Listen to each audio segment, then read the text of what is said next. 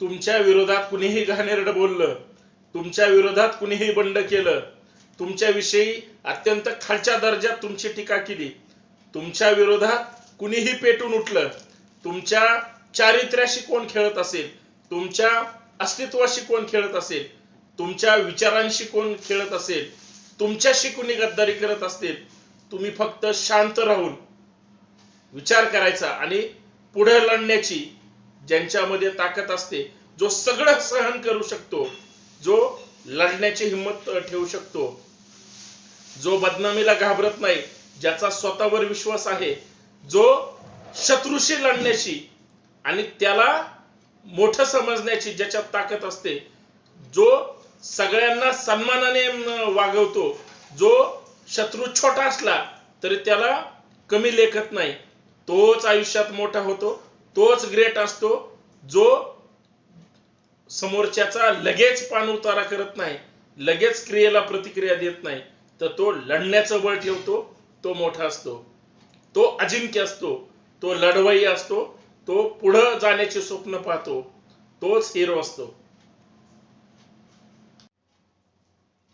संयम हा माणसासाठी किती गरजेचा असू शकतो, कारण वैयक्तिक जीवनामध्ये, राजकारणामध्ये, समाजकारणामध्ये, वैयक्तिक आयुष्यामध्ये जर ताणतणाव आला, कामापेक्षा जास्त अचानक जर प्रेशर आलं, तर माणूस हा प्रचंड डिप्रेशन मध्ये जातो, टोकाची पावलं उचलतो. आणि सध्याची वर्ष 2 वर्षाची जर वर्तमानपत्र वाचली तर फक्त ताणतणावामुळे संपूर्ण कुटुंब उद्ध्वस्त होतं. उद्ध्वस्त स्वतः करून घेतलेली बरीच मंडळी आपण वेगवेगळ्या बातम्याच्या माध्यमातून, वर्तमानपत्राच्या माध्यमातून वाचण्यात आल्या. परंतु राजकारणी हा असा एक अत्यंत संयमी प्राणी आहे, ज्याच्यावर कितीही प्रेशर असलं, कितीही ताणतणाव असला तरी तो त्याच्यामधून, संकटातून मार्ग काढतो.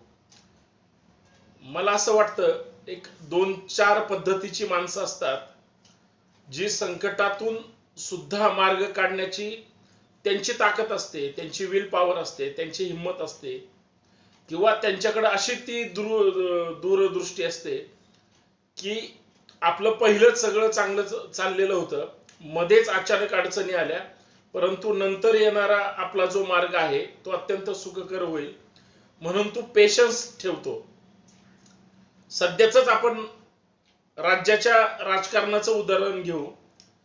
ज्या उद्धव ठाकरे, त्यांच्या अगोदर त्यांचे वडील बाळासाहेब ठाकरे यांची जशी महाराष्ट्रावर पकड होती, तशी स्वतःच्या पक्षावर सुद्धा होती. त्यांच्याकडे एवढे निष्ठावंत कार्यकर्ते होते की ज्यांनी स्वतःच्या पक्षासाठी, पक्ष संघटनेसाठी स्वतःचं आयुष्य उद्ध्वस्त केलं, करिअर उद्ध्वस्त केलं, परंतु एकनिष्ठ राहिले. बाळासाहेब ठाकरे म्हटलं की सगळे एकत्र यायचे, शिवसेना म्हटलं की सगळे दहशतीमध्ये राहायचे. बाळासाहेब ठाकरेंना सुद्धा बंडाचा झेंडा सहन करावा लागला. त्यांच्या सहकाऱ्यांनी जो इतर जिल्ह्यातला माणूस मुंबईमध्ये राहायला आला तरीही त्याला आधार दिला, मोठं केलं, महापौर केलं, त्या भागातलं स्थानिक आमदार केलं, नंतर मंत्री केलं, मुख्यमंत्री केलं. 2 लोक असे आहेत की ज्यांना राज्याच्या टॉप पदावर पाठवलं. एक म्हणजे नारायण राणे आणि दुसरे म्हणजे छगन भुजबळ, ज्यांनी पक्ष सोडला म्हणून त्यांचं मी उदाहरण देतोय. परंतु त्या नेत्यांची किती मोठी त्यांच्या कार्यकर्त्यांसाठी आणि कार्यकर्त्यांप्रती जी भावना असते ती प्रचंड मोठी होती. म्हणजे ठाकरे कुटुंबाने 2015-16 पर्यंत स्वतःसाठी कधीच काही मागितलं नाही.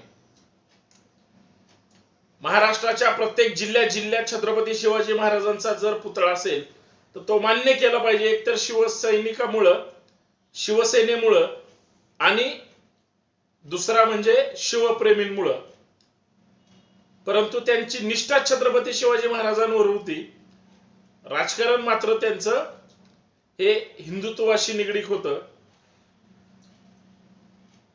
उद्धव ठाकरे ज्यावेळेस मुख्यमंत्री झाले त्यावेळेस त्यांना बाळासाहेब ठाकरेंचं हिंदुत्वापेक्षा प्रबोधनकार ठाकरेंचं हिंदुत्व हे महाराष्ट्राला सांगायला लागले. जेवढे पुरोगामी होते, परिवर्तनाची भाषा बोलत होते, त्या सगळ्यांना प्रबोधनकार ठाकरे हे सर्वोच्च आहेत, ग्रेट आहेत, वंदनीय आहेत. ते सुद्धा उद्धव ठाकरेंचं सत्तांतर, पक्षनिष्ठा आणि महाराष्ट्रावर असलेलं कंट्रोल मान्य होऊ लागलं आणि त्यांनी समजून घेतलं. अचानक भाजप सत्तेपासून बाजूला गेलं आणि एवढी उद्विग्नता की फडणवीसांना आता वेळ लागेल, फडणवीसांच्या सहकारी आता येरवड्याच्या मेंटल हॉस्पिटलमध्ये जातील, एवढी भयानक परिस्थिती असताना त्यांनी 2.5 वर्षात अत्यंत चालाकीने सगळी जी बाजू आहे ती पलटवली आणि आज शिवसेनाच फोडली. अत्यंत जबाबदारीनं भाष्य करतो की कुठल्याही शिवसैनिकाच्या पार्श्वभागात दम सुद्धा नव्हता शिवसेनेच्या विरोधात जायचा. ती ताकद ही आणि हिम्मत एकनाथ शिंदेने दाखवली. उभी शिवसेना 75% फोडली.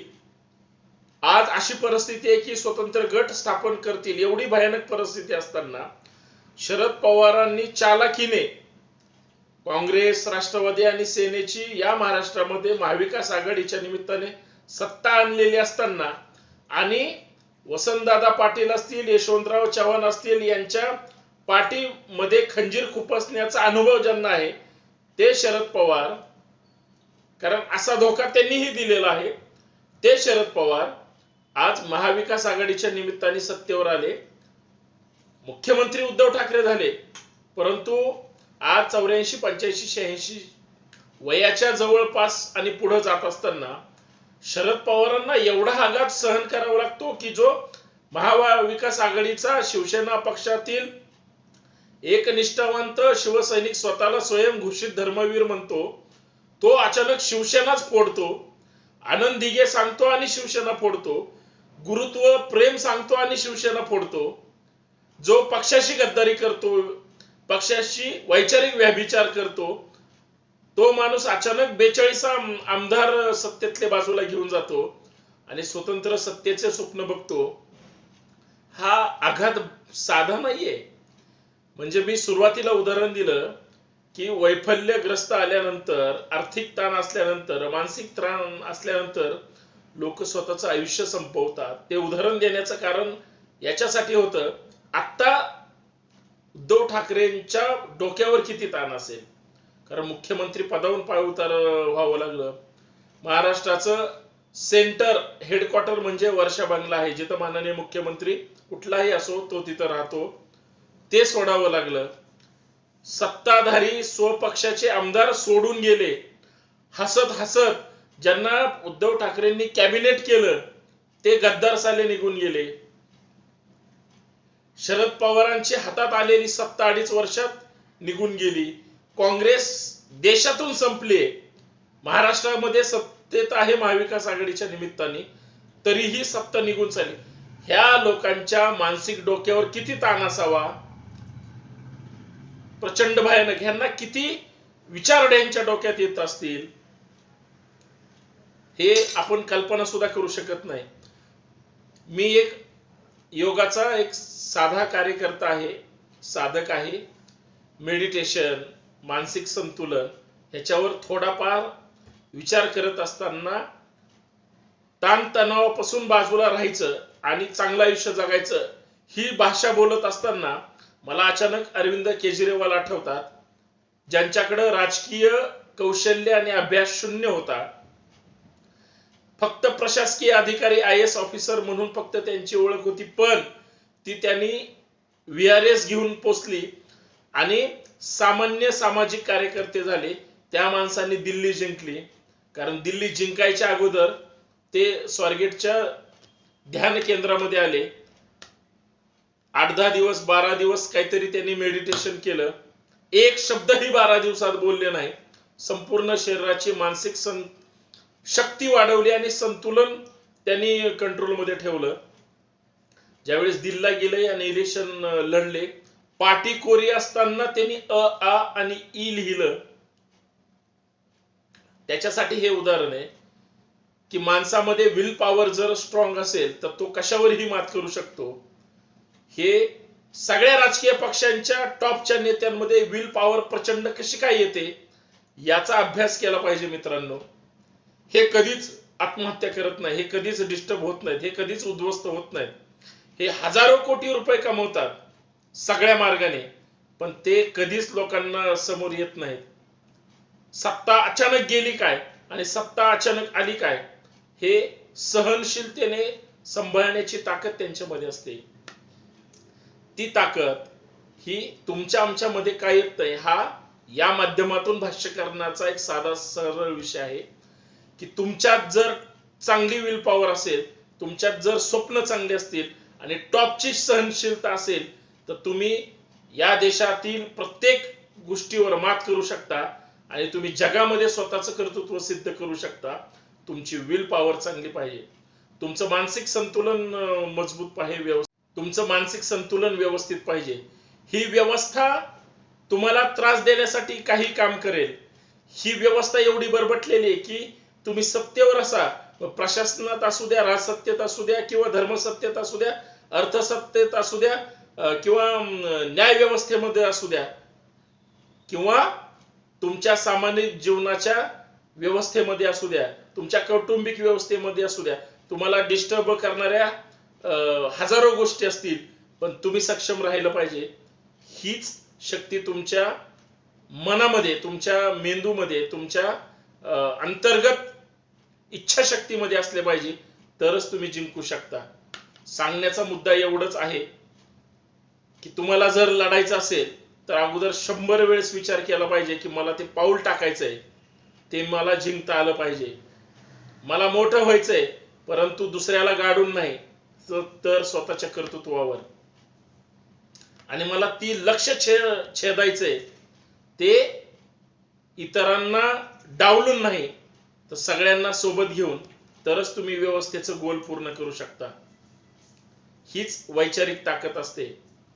ज्यांचे विचार सक्षम असतात आणि ज्यांची निष्ठा प्रामाणिक असते तो कधीच गद्दार होत नाही, तर तो प्रामाणिक राहून भले व्यवस्थेशी लढून तो जिंकला पाहिजे. हीच खरी ताकद असते. तुमच्या मानसिक गोष्टीवर तुमचं कंट्रोल असलं पाहिजे, हाच साधा सरळ अर्थ आहे. धन्यवाद. जय जिजाऊ. तुमच्या विरोधात कुणीही घाणेरडं बोललं, तुमच्या विरोधात कुणीही बंड केलं, तुमच्याविषयी अत्यंत खालच्या दर्जात तुमची टीका केली, तुमच्या विरोधात कुणीही पेटून उठलं, तुमच्या चारित्र्याशी कोण खेळत असेल, तुमच्या अस्तित्वाशी कोण खेळत असेल, तुमच्या विचारांशी कोण खेळत असेल, तुमच्याशी कुणी गद्दारी करत असतील, तुम्ही फक्त शांत राहून विचार करायचा आणि पुढे लढण्याची ज्यांच्यामध्ये ताकद असते, जो सगळं सहन करू शकतो, जो लढण्याची हिंमत ठेवू शकतो, जो बदनामीला घाबरत नाही, ज्याचा स्वतःवर विश्वास आहे, जो शत्रूशी लढण्याची आणि त्याला मोठं समजण्याची ज्याच्यात ताकद असते, जो सगळ्यांना सन्मानाने वागवतो, जो शत्रू छोटा असला तरी त्याला कमी लेखत नाही, तोच आयुष्यात मोठा होतो, तोच ग्रेट असतो.